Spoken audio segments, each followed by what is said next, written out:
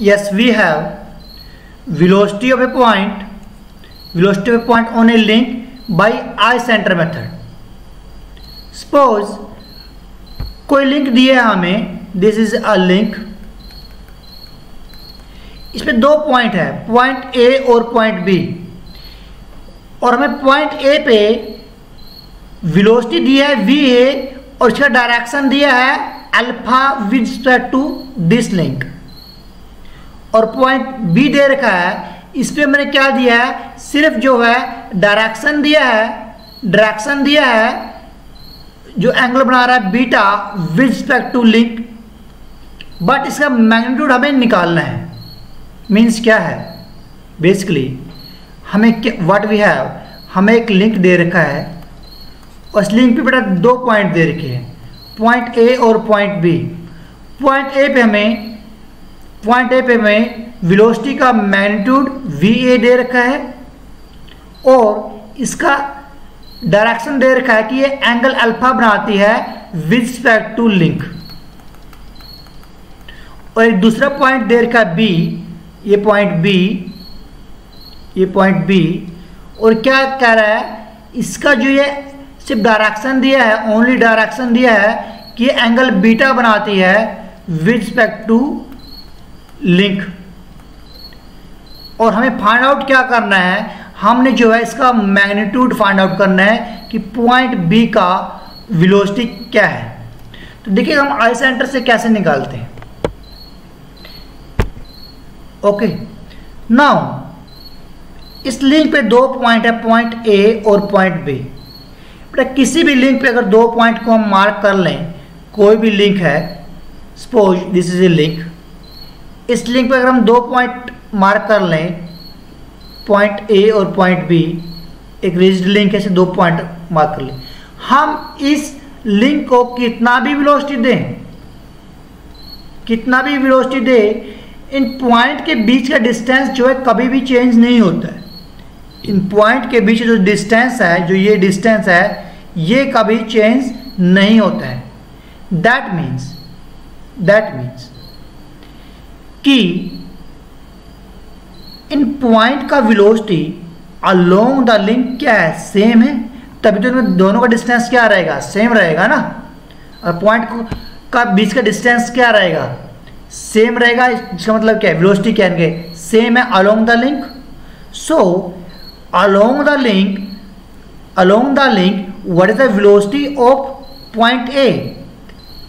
यहाँ पे क्या डायरेक्शन दिया है, इस डायरेक्शन में वी ए, तो इस डायरेक्शन में इस पॉइंट का क्या कंपोनेंट टूट जाएगा, क्या होएगा, वी ए कोश अल्फा, इट इज वी ए कोश अल्फा। और पॉइंट बी का इसी डायरेक्शन में क्या होगा, इस डायरेक्शन में क्या होगा, ये वी बी है तो वी बी कोश अल्फा। दोनों का क्या है, इस डायरेक्शन में वेलोसिटी क्या कंपोनेंट क्या है, सेम है। सेम क्यों है, क्योंकि इनके बीच का डिस्टेंस कभी भी चेंज नहीं होता है। तो from here can I write V A upon V B is equal to cos of beta upon cos of alpha. Suppose this is our equation number 1, now use Lami equation, Lami theorem अगर हम use करें, use लामी theorem on triangle AIB। इस पर लामी theorem use करो मैं, तो लामी थ्योरम क्या बोलता है, किसी भी ट्रायंगल पे AI उसका साइड अपॉन इसके सामने वाले का एंगल ऑफ साइन एंगल, इसके सामने एंगल कौन सा बना है, 90 माइनस बीटा। क्या बना है, 90 माइनस बीटा, तो इसका मतलब क्या हुआ, sine of 90 minus beta is equal to, ये वाला देखो, ये वाला साइड क्या है, BI अपॉन सामने एंगल कितना बन रहा है, 90 minus alpha, sine of 90 minus alpha. Now sine 90 minus theta, तो क्या बन जाता है, आपने पढ़ा है छोटी क्लासेस में साइन ऑफ 90 माइनस थीटा क्या होता है, कोस थीटा। तो इसी प्रकार से ये क्या बनेगा, ये क्या बनेगा, A I upon cos of beta is equal to B I sine of cos of alpha. Sine 90 minus alpha is cos alpha. तो इनको क्या मैं लिख सकता हूँ, अगर मैं इसको रीअरेंज करूँ, कैन आई राइट, ये ऊपर चला गया A I upon B I is equal to cos of beta upon cos of alpha. Suppose this is our equation number 2. Now from equation 1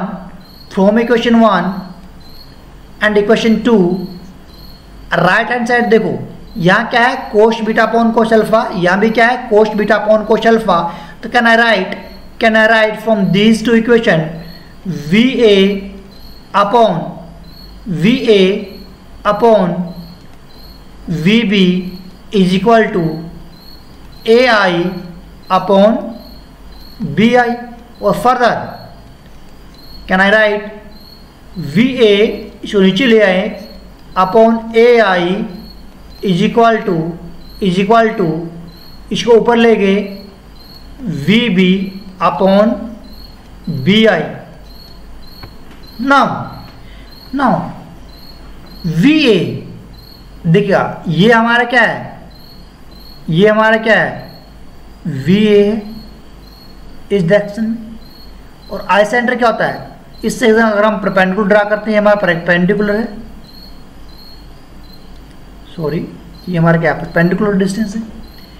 तो देखिएगा वेलोसिटी अपॉन उसका परपेंडिकुलर डिस्टेंस उस point का, तो क्या होता है हमने पढ़ा है v is equal to r omega. और इसको मैं r को नीचे कर दूं v अपॉन आर क्या बन जाता है ओमेगा। तो उसी प्रकार V A upon A I, V A upon इसका perpendicular distance, V B upon इसका परपेंडिकुलर डिस्टेंस क्या बन जाता है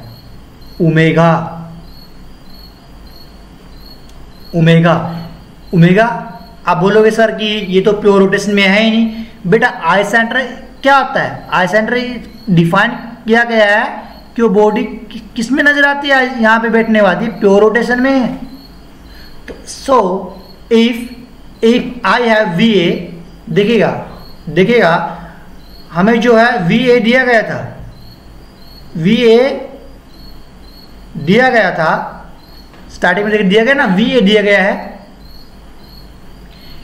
तो हमें निकालना क्या था वी बी। तो इस इक्वेशन से सिंपली जो है मैं फाइंड आउट कर सकता हूं वी बी। देखो वी ए मेरे पास है, ए आई मैं यहां से डिस्टेंस मेजर कर लूंगा, बी आई यहां से मैं डिस्टेंस मेजर कर लूंगा। तो मुझे निकालना क्या है V B. So V B क्या होगा, V B is nothing, it is V A upon A I multiply by B I, simple. So I can find या one can find velocity of any another point on the same link if velocity of a point is given, direction is given, और जिसका velocity निकालना है सिर्फ उसका direction दिया गया हो। Got it? Okay. Now number of eye center in a mechanism very important. Suppose किसी भी मैकेनिज्म में एन जो है नंबर ऑफ लिंक दिया गया है, और एन जो है नंबर ऑफ आई सेंटर है। तो जो ये एन है number of I center is equal to होता है n into n minus 1 upon two. Remember this, I center क्या होगा, n into n minus 1/2, where जो छोटा n है क्या है, नंबर ऑफ लिंक है, जो बड़ा n है नंबर ऑफ आई सेंटर है। For example if n is equal to 4, एक 4 बार लिंक की बात करें, 4 बार चेन की बात करें, ये कोई 4 बार चेन है, तो मान लीजिएगा 1 2 3 4 4 लिंक है, तो इसके आई सेंटर कितने होंगे, n is equal to number of link कितने हैं, 4 इंटू 4 माइनस 1/2, तो 4, तो ये कितना बचा, 3 3 दूनी 6, तो n कितना होगा, 6 होगा। Remember this, very very important, n is equal to n into n minus 1/2. Now, location of eye center in a mechanism, very important. Location of eye center in a mechanism. Now, here in a mechanism there are different conditions. For example, if there is a turning pair, तो मान लीजिएगा कोई turning pair है, ऐसे 2 link दिए गए हैं, तो बेटा suppose this is A, this is B, तो आई सेंटर हमने क्या बोला था कि जिसके ऊपर बैठने से अगर हमें कोई भी बॉडी या लिंक प्योर रोटेशन में नजर आए तो वही इसका आई सेंटर होता है। देखो अगर ये दो लिंक है ए और बी, अगर ये मूव कर रहे हैं, रोटेट कर रहे हैं, क्या कुछ भी कर रहे हैं, विद रिस्पेक्ट टू, देखो क्या टर्न कर रहे हैं with respect to this point, तो अगर मैं इस पॉइंट पे बैठ जाऊं, तो इस पॉइंट पर अगर मैं बैठ गया तो बेटा मुझे ये भी प्योर रोटेशन में नजर आएगा। क्यों, मान लीजिए ये मूव कर रहा है, तो यहाँ पे अगर बैठूंगा तो मुझे क्या लगेगा कि ये प्योर रोटेशन में है, इसी के ऊपर बैठने से क्या लगेगा, और बी भी ऐसे जा रहा है तो प्योर रोटेशन में ये ऐसे जाए। तो टर्निंग पेयर में तो आई सेंटर कहाँ होता है, जहाँ पे वो ज्वाइन किए गए हैं, तो ये हो गया I centre. If 2 link are joined by rolling pair, मान लीजिएगा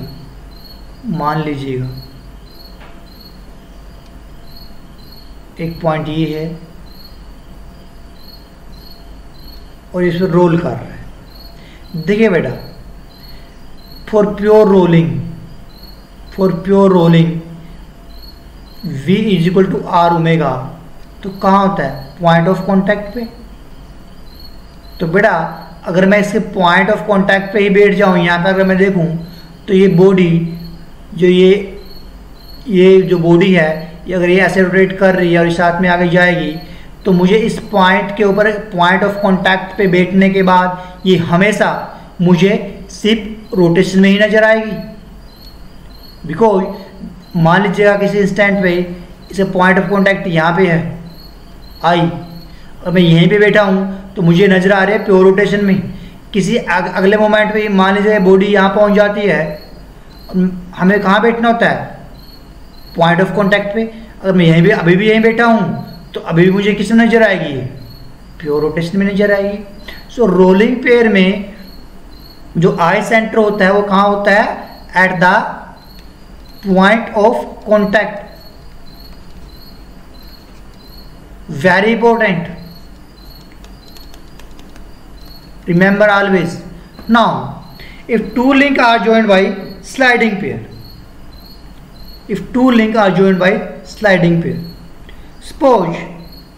suppose ये हमारा फर्स्ट लिंक है और इस पे बेटा ये कोई बॉडी स्लाइड कर रही है विद वेलोसिटी v, तो मुझे ये बॉडी रटना बिल्कुल भी नहीं है, मुझे निकालना है आई सेंटर। और आई सेंटर क्या होता है, ऐसे पॉइंट जिसके ऊपर बैठने से मुझे वो बॉडी प्योर रोटेशन में नजर आए।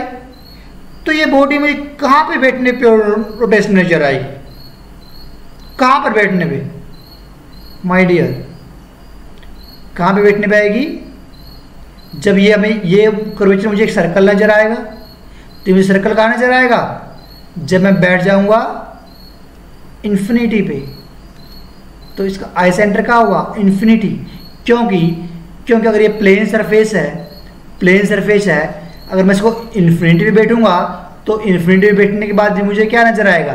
ये ऐसे नजर आएगा, और ये बॉडी की मूवमेंट फिर क्या नजर आएगी? इसका फिर क्या नजर आएगा? क्या नजर आएगा? कि ये रोटेट कर रही है, मीन्स प्योर रोटरी मोशन है। Remember this.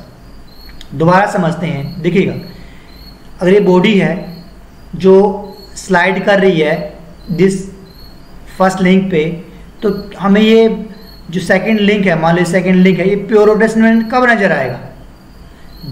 जब मैं किसी ऐसे डिस्टेंस से बैठूंगा जिससे बहुत दूर होगी। क्योंकि देखिए, अगर ये सर्कल है, अगर छोटा है तो ये काफ़ी कर्वेचर काफ़ी ज़्यादा है, और जैसे से बड़ा होता है, जैसे इसका सेंटर का डिस्टेंस बढ़ता जाता है, तो थोड़ा सा फ्लैटनेस कम होता जाता है। तो ऐसे अगर मैं इसको इन्फिनिटी पे बैठ के देखूँ तो क्या नजर आएगा? तो मुझे प्योर रोटेशन में नजर आएगा। Remember this. तो स्लाइडिंग पेयर का आई सेंटर क्या होता है? At infinity. Now location of I centre on A curve surface, means flat surface नहीं है, कर्व सरफेस है।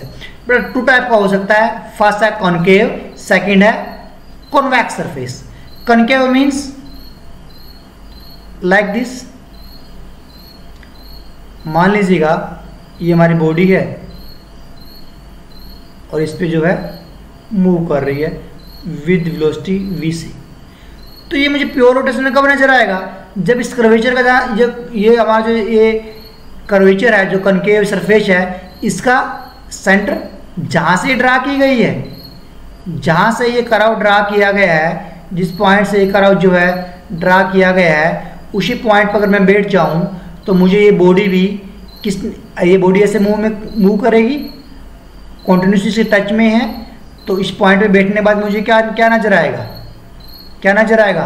कि बॉडी भी जो है प्योर रोटेशन में घूम रही है, like this.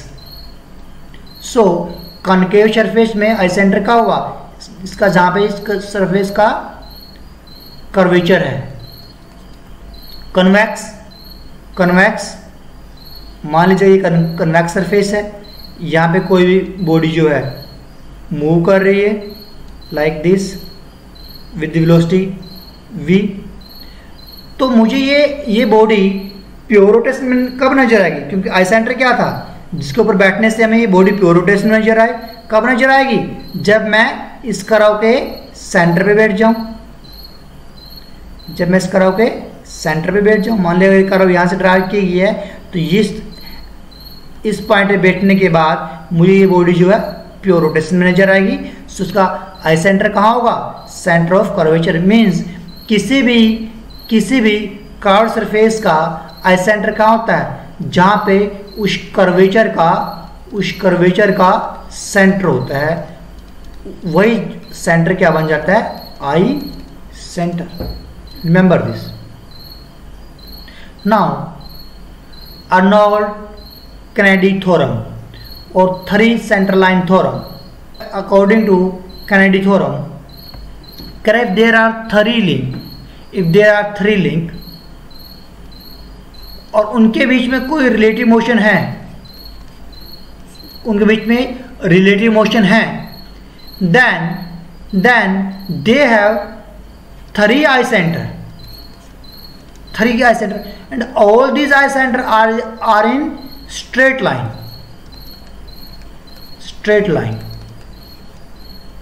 So remember this.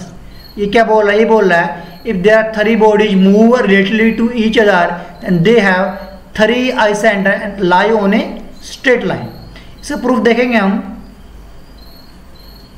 ये अपना आप प्रूफ हो जाएगा जब हम आगे पढ़ेंगे, आगे न्यूमेरिकल को सोल्व करेंगे तो देखेंगे इसमें।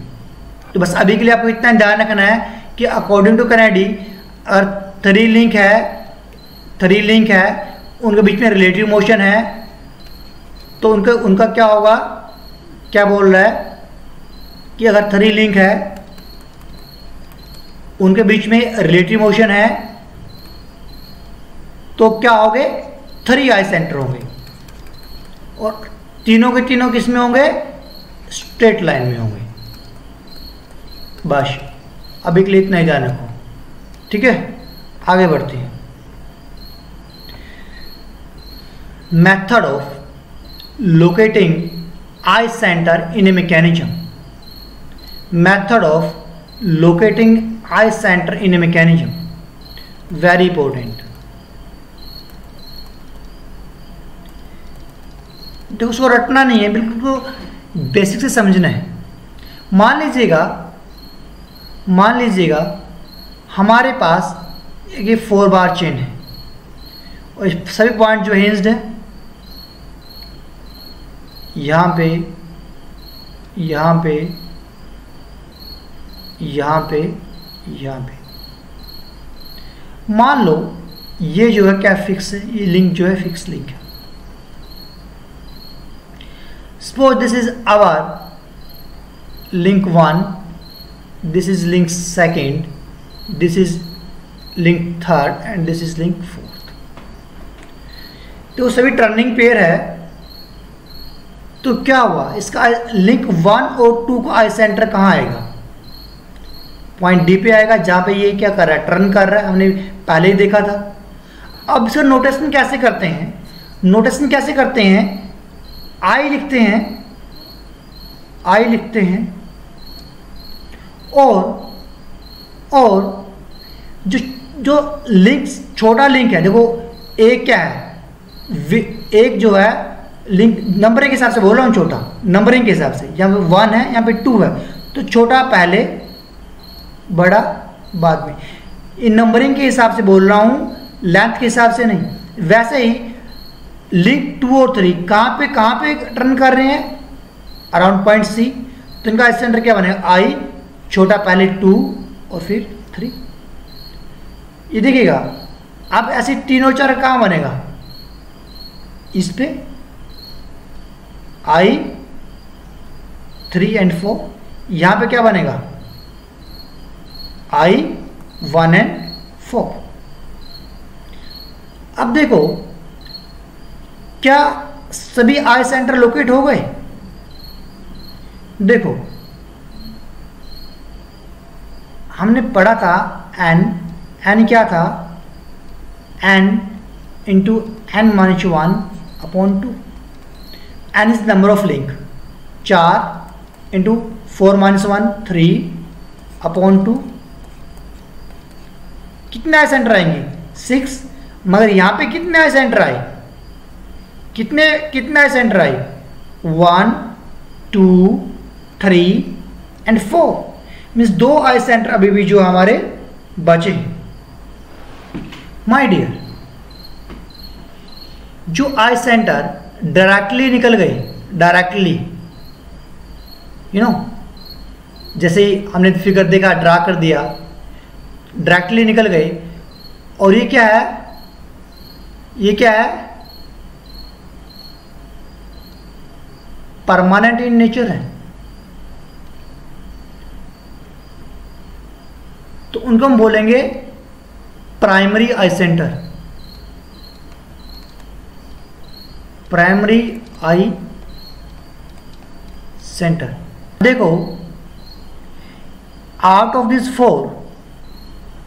दिस फोर जो आई सेंटर 1 4 है और 1 2, बेटा ये जो ये लिंक है ऐसे ओसिलेट करेगा, ये ऐसे करेगा, ऐसे, तो इनका कुछ भी कर ले, ये I14 और I12 कभी भी चेंज नहीं होते हैं, I14 और I12 कभी भी चेंज नहीं होते हैं। तो जो इनको बोलते हैं फिक्स्ड आई सेंटर, फिक्स्ड आई सेंटर। तो यहाँ फिक्स्ड आई सेंटर कौन कौन से है, I14 और I12, तो ये हमारे कौन सी है, फिक्स्ड आई सेंटर है। प्राइमरी आई सेंटर कौन कौन से है, कौन कौन से, चारों हैं, I14, I12, I23 I34, ये हमारे प्राइमरी आई सेंटर है।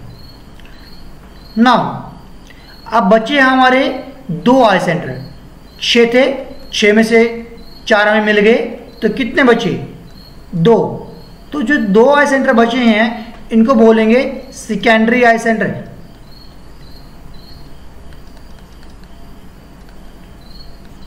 बिकॉज ये हमें जो डायरेक्टली नहीं मिले हैं, हमें इनको निकालना पड़ रहा है, तो इनको बोलेंगे सेकेंडरी आई सेंटर। ये परमानेंट नेचर नहीं है। अब देखिएगा, आप इनको कैसे निकालेंगे वो देखेंगे।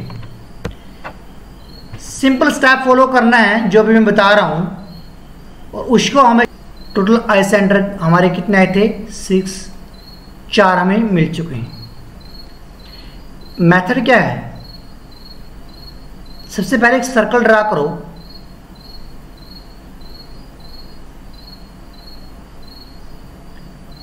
सपोज सर्कल है, एक सर्कल ड्रा कर लिया। उसके बाद हमें आई सेंटर निकालने जो हमें अभी तक पता नहीं चल पाए डायरेक्टली, तो उसके अंदर एक फिगर ड्रा करो, एक शेप ड्रा करो जिसके जो है साइड है वो बराबर होने चाहिए जितने आपके मैकेनिज्म में लिंक है। फॉर एग्जांपल इस मैकेनिज्म को देखो, इस मैकेनिज्म में 4 लिंक है। तो इस सर्कल के अंदर हम एक ऐसा फिगर ड्रा करेंगे जिसमें जो है 4 साइड हो, लाइक दिस।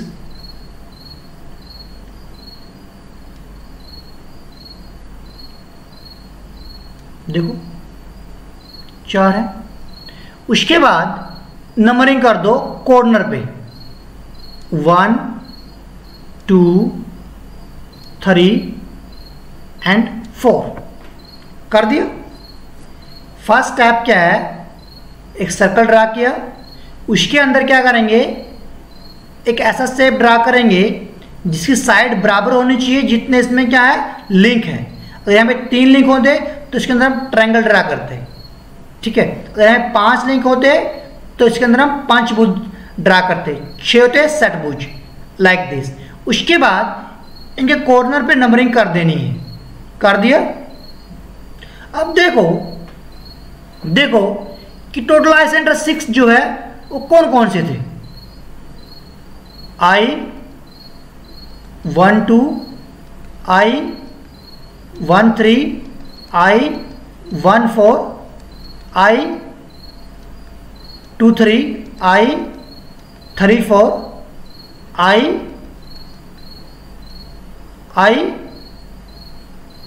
कौन सा बचा है? 2, 3, 3, 4, सॉरी ये 2, 4 है, ये 2, 4 है, और I34। ये ऐसे टोटल 6 आई सेंटर हमारे बनने, पहले छोटा फिर बड़ा, पहले छोटा फिर बड़ा। अब देखो इनमें से मैं कौन कौन सा मिल चुका है? I12 मिल चुका है, गोट इट। I14 मिल चुका है, यस। उसके बाद देखो I23 मिल चुका है, यस। I34 मिल चुका है, यस। तो ये जो मिल चुके हैं उनको जो है सर्कल ड्रा कर दो ताकि कोई कंफ्यूजन ना हो। अब अपने को 2 निकालने हैं, I13 और I24। तो क्या करेंगे? पहले 1 से 3 पे जाएंगे। देखो हमें क्या चाहिए? I13 चाहिए ना, तो क्या करेंगे? पॉइंट 1 से अपने को पॉइंट 3 पे जाना है। तो क्या करेंगे? 1 से हम जो है 3 पे चले गए। अब क्या कौन कौन से रास्ते हैं? या तो मैं वाया I12 और 23 चला जाऊं। देखो ना, यहां से चला, मैं ऐसे जा सकता हूं। यहां पे क्या हुआ? यहां पे क्या आएगा? I12, यहां पे क्या आया? I23। मुझे यहां से चलना है 1 से और 3 पे पहुंचना है, तो I12 और 23। तो देखो 1, 2 और 3। तो क्या करना है? आपने इस लाइन को आगे बढ़ा देना है, बिल्कुल पैरेलल। बिल्कुल पैरेलल बोथ साइड, क्योंकि हमें पता नहीं है कि कहाँ सेंटर आएगा। बढ़ा दिया। दूसरा, मैं कैसे जा सकता हूँ, आई देखो यहाँ से 1 से 4 और फिर 4 से 3 मीन्स क्या होता है, आई 1 4 और यह क्या होता रहा, आई 3 4। कंफ्यूज नहीं होना, अभी 4 2 3 तो कहीं है ही नहीं। बेसिकली हम ये नोटेशन का फर्क है, हम क्या करते हैं पहले छोटा यूज करते हैं फिर बड़ा यूज करते हैं। तो आई 1 4, ये आई 1 4 ये रहा, आई 3 4 कौन सा, ये रहा। तो इन दोनों क्या कर देना है, बढ़ा देना है, ऐसे ही। जहां पे ये काटेंगे वहीं पे हमारा क्या होगा, आई सेंटर होगा, आई 1 3। गोट इट, एक मिल गया हमें। ओके, बोलो सर इसको क्यों नहीं बढ़ाया, इसको बढ़ाने का हमें फायदा नहीं था, क्योंकि हम इसको यहाँ पे कितना ही बढ़ा लें, ये ऊपर कहीं जो है एक दूसरे को मीट नहीं करेंगे, तो कोई गैप बढ़ रहा है तो नीचे ही मीट करेंगे, तो ये हमारा आई 1 3 हो गया। अब क्या बचा, आई 1 3 हो गया। ओके, अब कौन सा बचा, आई 2 4। अब क्या बचा, आई 2 4। तो देखो 2 4, तो 2 4 से मैं कैसा गया, मैं 2 से स्टार्ट हुआ और 4 पे चला गया। 2 से 4 जाने के लिए क्या क्या बीच में आता है, अगर इधर से जाऊं 2 3, देखो ये क्या है, आई 2 3 और आई 3 4। आई 2 3, ये देखो आई 2 3 कहाँ है, ये रहा, और 3 4 यहाँ है। तो इसको आगे बढ़ाओ,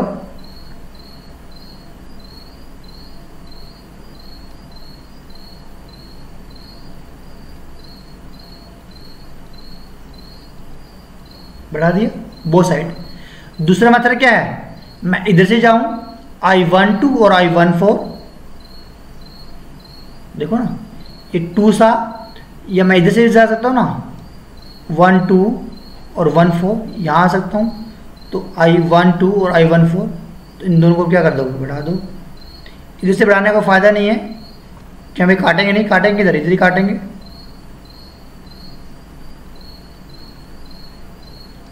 तो आई सेंटर कहाँ आया, this is I 2 4।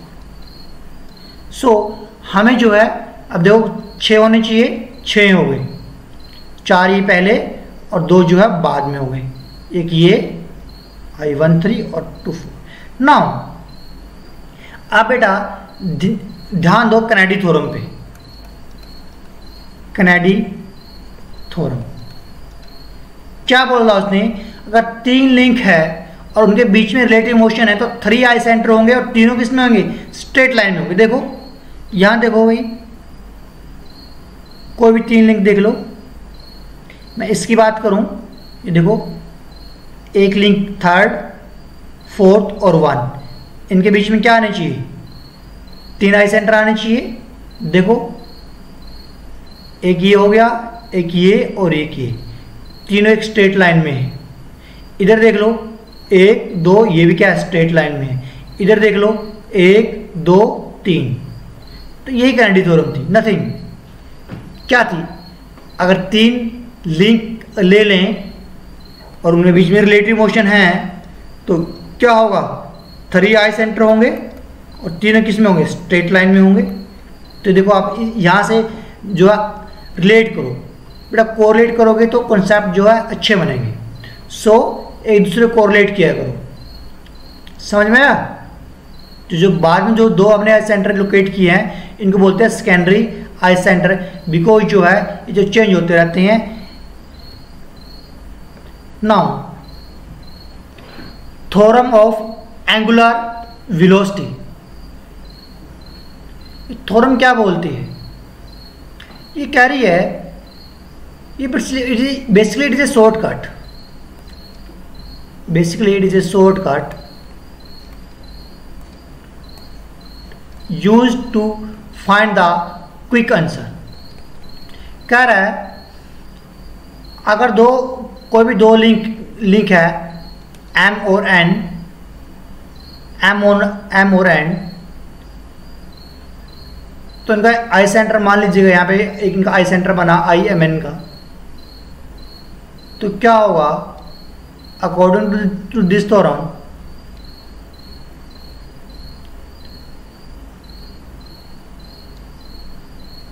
Omega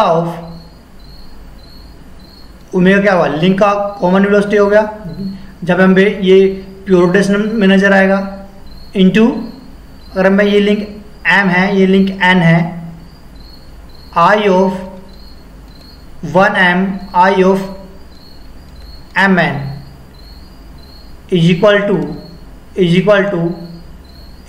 two ये मान लिया ओमेगा ऑफ M हो गया,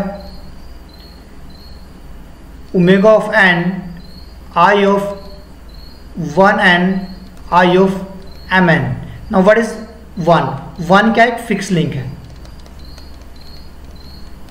तो I1M और IMN क्या है, इनके बीच का डिस्टेंस है, ये क्या, ये डिस्टेंस है। यहाँ से इजली अगर हमने एक का वेलोसिटी दे रखा है, मान लीजिए ओमेगा M दिया है और ओमेगा N है, तो हम आराम से निकाल सकते हैं। ना क्वेश्चन ये आता है कि यार इसका डायरेक्शन कैसे निकालें। मान लीजिएगा किसी भी क्वेश्चन में बोलता है कि टू लिंक है M एंड N, जो ओमेगा A है, मीन्स जो लिंक M है वो 10 रेडियन से जो है रोटेट कर रहा है क्लॉकवाइज। तो क्या करेंगे, देखिए यहाँ पे बेटा 3 आई सेंटर है, एक क्या है IMN, एक I1M और I1N। तो आपको ये तो पता है 3 सेंटर तीनों जो है एक स्ट्रेट लाइन में होंगे।